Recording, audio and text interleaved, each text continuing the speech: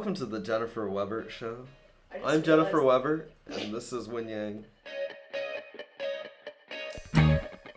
I think what led us to start a studio in the Blacksburg era was mostly because we're both finishing up our degrees right now, but also because there was significant demand from friends and just musicians that we've come to know.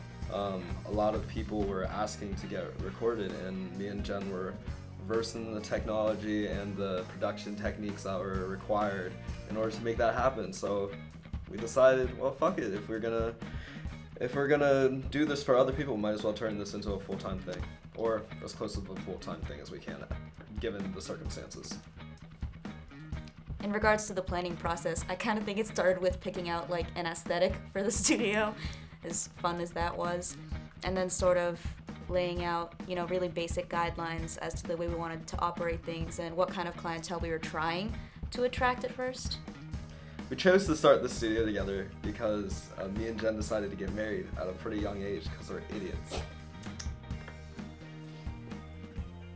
And we both happen to be music technology people. So you know how married people start like a bakery together? It's like that type of shit, except music. Yep. Yes, of course. Our relationship does conflict with our professional relationship plenty. Yeah, for sure. But that's the growing pain that everyone deals with. I think the biggest project we've taken on so far has been, we're working on an audiobook with a client right now. We're only, we're on chapter 8 right now. It's a good 34 chapters, but we're getting through it. We're also working on some EPs and albums for bands as of this moment. In the spring, we'll be having another client come in doing an album with us. That'll be completely self-produced.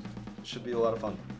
I think some of the mics we chose, we did sort of hunt out for specific purposes. Like, I knew that 414s were good for percussion, which I knew I would end up doing a lot of, and we knew that the P87 would be great on especially female vocals, which is something we were really looking to add to our collection.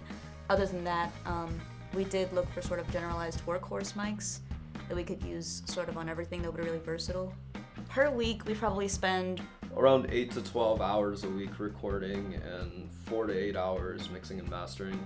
Yeah, after graduation, we did have a couple of ideas as to where to really start the studio and start to expand, but I think at the moment we've settled on Roanoke. We're still unsure just because there's a lot of places to look into. We also have to balance how much the cost of living is to how much money we could potentially earn and what the clientele available is, blah blah blah. And I want to turn the studio into something that is currently just production and post-production and turn it into something that's more full-fledged. So everything from instrument design to software design, past that to hardware design. I want to be able to do a little bit of everything, and for the musicians involved, I wanted them to be able to have a signature sound that they can say, you can only get this here. Also expanding from not just audio production, but visual media production. Right. This is what this interview's been missing the entire time. God, not that one.